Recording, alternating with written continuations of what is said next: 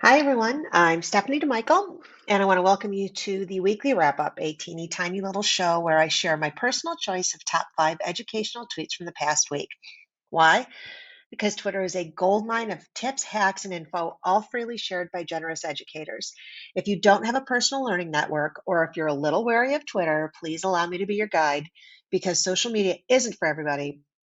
And frankly, you're just super busy. So I'm more than happy to curate good things for you. Now let's get to it with the top 5 tweets from the past week in no particular order. If you haven't used Jamboard or if you're looking for cool ways to up your Jamboard game, then you are in luck. Julia, the hardest working happy sharer out there, is absolutely prolific when it comes to creating engaging, brain busting, and just plain fun Jamboard templates. This crack the code puzzle is just one of the many she gifts to the public, and it was super fun, by the way. If you want your own copy, click on Julia's comments to this tweet, where she shares her Linktree account that opens up a world of other Jamboard templates to modify for your own classroom. Julia is a solid follow. While many of our younger learners don't have access to social media, that doesn't mean we can't get creative in utilizing their critical thinking skills to apply new technology to past situations. Fourth grade teacher and semifinalist for 2022 Kansas Teacher of the Year, woohoo, Rachel Harder, used an Instagram template created by Cynthia Nixon to get her students imagining what Kansas pioneers might have posted about their journey if they could. If creativity is the highest level of Bloom's taxonomy, Rachel's kiddos are rock stars. This activity got me thinking, how else could we use this idea? Literary characters, scientific discoveries, art movements?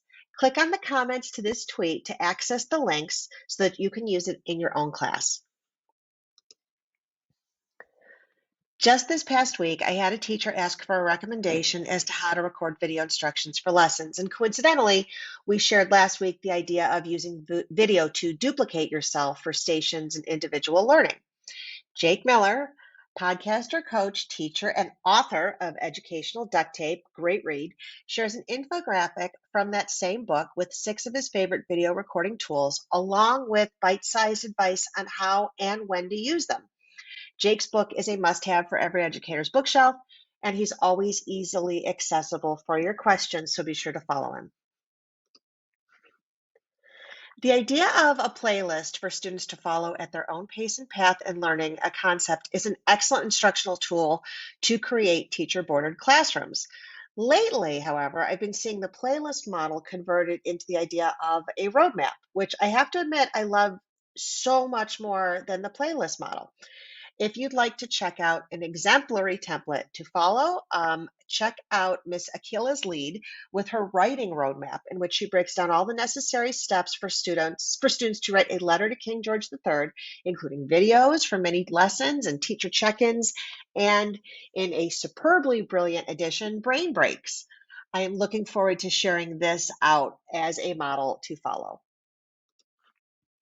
And finally, I'm throwing a ton of love this week at Skew the Script, a curriculum company that makes math, quote, what it already is, relevant, unquote.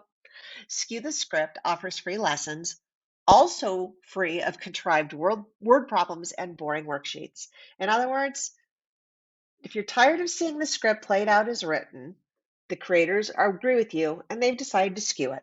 Their lessons explore real world concepts within a math framework, including my favorite, quadratics, and the question, why is the McRib always back? Side note, I might have been a better math student if food questions were involved. And that's it, the top 5 finds on Twitter from the past week. I hope you'll find them useful for your teacher life. Links from today's show are below. Feel free to share this video with your colleagues or to use it in teacher-based teams and faculty meetings.